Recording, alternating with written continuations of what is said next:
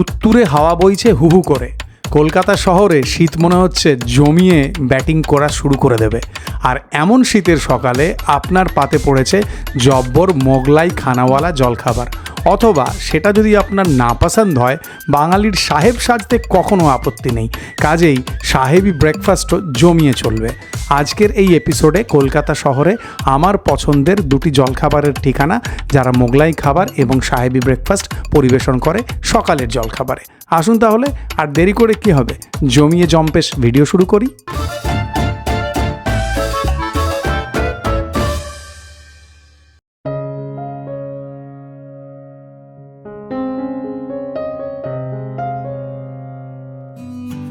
কলকাতা শহরে red road সংলগ্ন ময়দান চত্বর। আমি ব্যক্তিগতভাবে মনে করি এই এলাকাটা গোটা শহরকে অক্সিজেন সরবরাহ করে। শীতের এক সকালে ময়দান চত্বরে গাড়ি নিয়ে এদিক ওদিক ঘোরাঘুরি করছিলাম। আসল প্ল্যান তো সকালে জম্পেশ জলখাবার খাওয়া, কিন্তু তার আগে একটু ভিক্টোরিয়া মেমোরিয়ালের সামনে বেশ কিছুটা সময় কাটিয়ে যেতে মন্দ লাগবে না, কি বলেন? সকাল সকাল অল দ্য ওয়ে বারাসাত থেকে ড্রাইভ করে ভিক্টোরিয়া এসে দেখতে বেশ ভালো লাগছে। সত্যি কথা, খুব সুন্দর সাবলাইম দৃশ্য বলা যেতে পারে। কিন্তু আমাদের মূল উদ্দেশ্য তো সেটা নয়।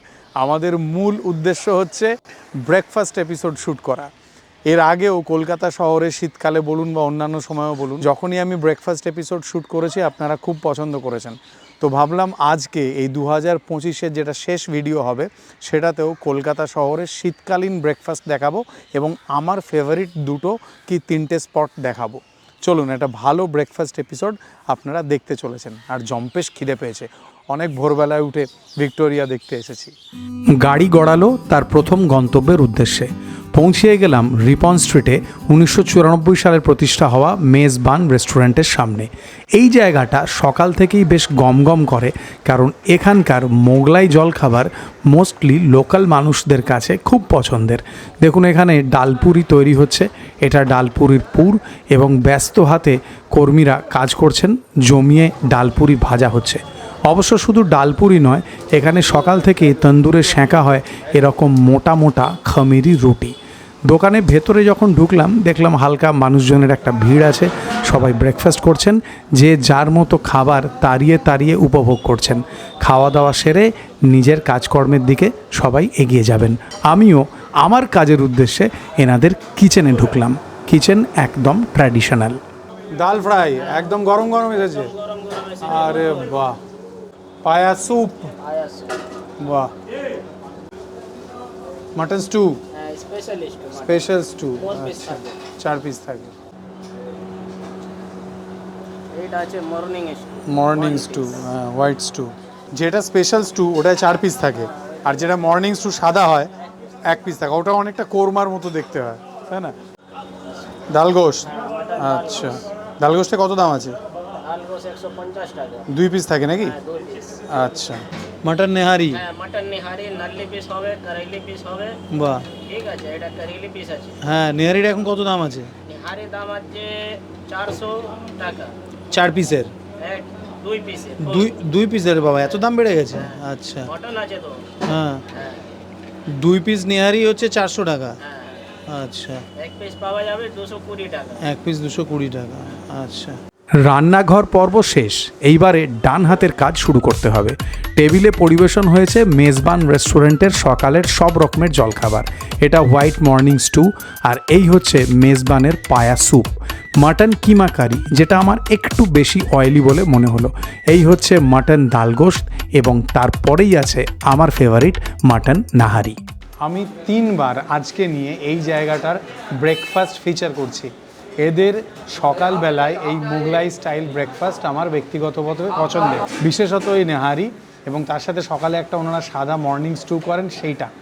আজকে এসে দেখছি নেহারির দাম বেশ বেড়েছে। আমি এই বছরের যেটা ফার্স্ট ভিডিও এসেছিলো আমার 2025-এ 3rd of January রিলিজ হয়েছিল, তার মধ্যে আমি এই জায়গাটার ব্রেকফাস্ট ফিচার করেছিলাম। ভাবলাম যেটা লাস্ট এপিসোড, সেখানেও এই ব্রেকফাস্টটাকে আরেকবার ফিচার করে জাস্ট একবার মানে সার্কেল অফ লাইফটাকে কমপ্লিট করা।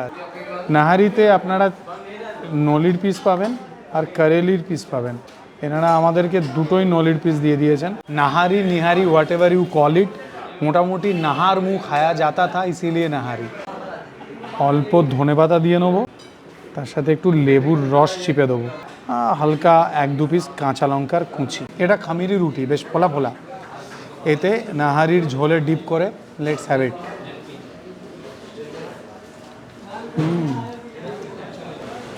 হালকা খুব মৃদু একটা স্পাইসি ব্যাপার আছে, নাইস। আমি ধনেপাতা আর লেবু দিলাম, তার সুন্দর ফ্রেশনেস।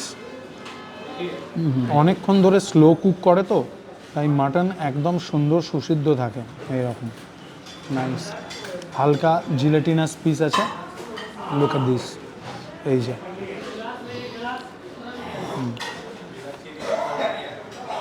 দুটো চারটে বাইট আছে, মাটনের নিজস্ব যে ফ্লেভারস আছে সেইটা।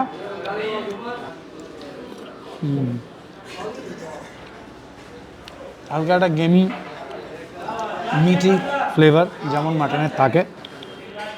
এখানে পায়া স্যুপও সকালে পাওয়া যায়, আমি আগে খেয়েওছি।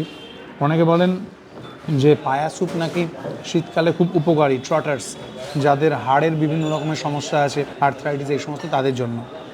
আমি জানি না এটা মেডিকেলি প্রুফ কিনা, তবে অনেকেই বলেন। তো এই নেহারিটা খেতে বেশ লাগছে, পাক্কা 1 বছর পরে। মেজবানের ডাল গোশত, এটাও এখানে একটা পপুলার ব্রেকফাস্ট আইটেম। 2 পিস মাংস থাকে, ছোলার ডাল যার মধ্যে কালো জিরের ফোড়ন দেখতে পাচ্ছি আমি, মাংস ছোট্ট ছোট্ট সাইজের। প্রোটিন এনরিচ ব্রেকফাস্ট এটাও, ডালের প্রোটিনও আছে, আবার এদিকে মাটনেরও আছে।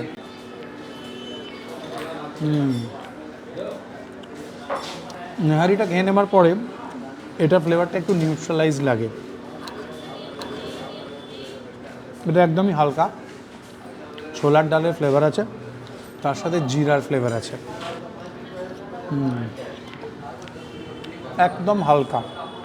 নাহারির মধ্যে যে রিচ ফ্লেভারগুলো ছিল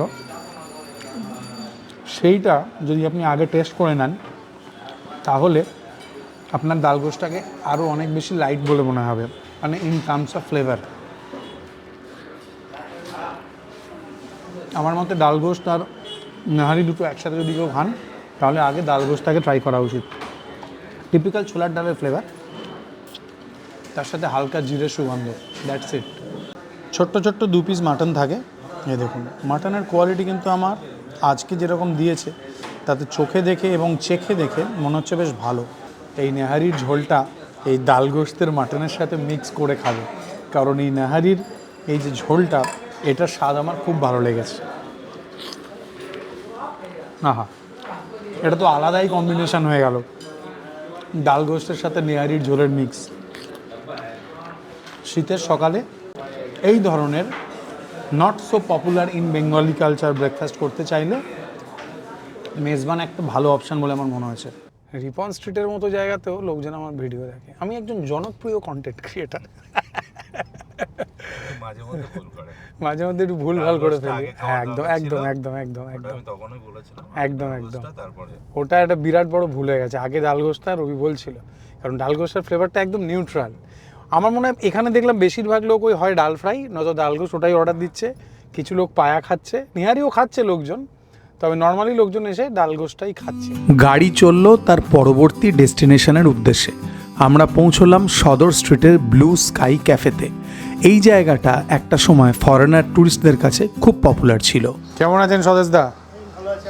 আমি ভালো আছি। প্রায় বছর দেড়েক পরে আপনার সাথে দেখা হলো আমার। এখন ব্রেকফাস্টে কি পাবো?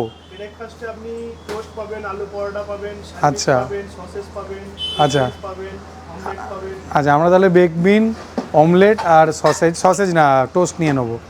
টোস্টটা একদম কড়া সেঁকা বাটার দেওয়া টোস্ট, তার সাথে বেক বিন আর অমলেট। আমার জন্য বেকড বিনস রান্না শুরু হলো। তেলে পেঁয়াজ রসুন কুচি দিয়ে একটু ভেজে ক্যান্ড বেকড বিনসকে টমেটো সসের সাথে সিজন করে রান্না করা হলো। তারপরে 2টো ডিম খুব ভালো করে ফেটিয়ে একটা ফ্লাফি অমলেট তৈরি হলো।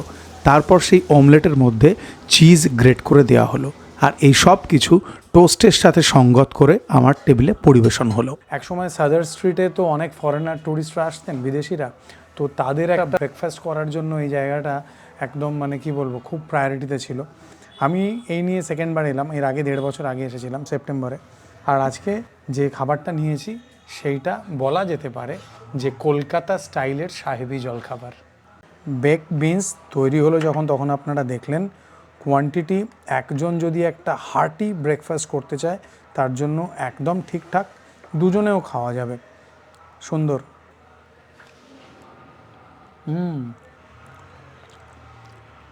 টমেটো কেচাপ এবং টমেটো দুটোই গিয়েছিল তো, ক্যান্ড বেক বিনস যেমন সব জায়গাতেই থাকে, বেশ সুন্দর একটা টক মিষ্টি ফ্লেভার আছে।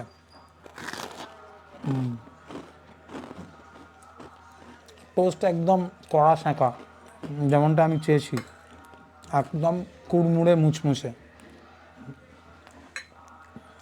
বেক বিনের স্বাদটা বেশ টক মিষ্টি। আমার বাবা বেক বিনসকে বলতেন সাহেবদের ঘুগনি। চিজ অমলেট, দুটো ডিমের অমলেট আর ভেতরে ভালো মতো চিজ গিয়েছিল, এটা হেভি। চিজ অমলেটের স্বাদ আপনাদের কাউকে বোঝাতে হবে না নিশ্চয়ই, সুন্দর। একটুখানি বেক বিনস নেব, এর ওপরে অমলেট রাখবো। সেটা যদি চিজ অমলেট নাও হয়, নর্মাল অমলেট, মশালা অমলেট হলেও চলবে।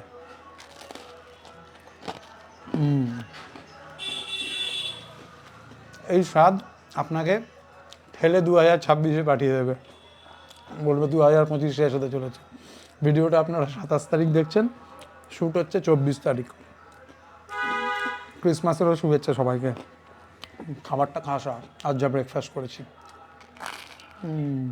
আজকের এই ব্রেকফাস্ট এপিসোড আমি ভেবেছিলাম যে কড়াইশুঁটির কচুরি দেখিয়ে শেষ করব, কিন্তু আমার পেট থেকে এরকমভাবে না না না বলা হলো এবং আমার মাথা বলল যে 2025-এর শেষ ভিডিওটাকে এখানেই শেষ করা উচিত।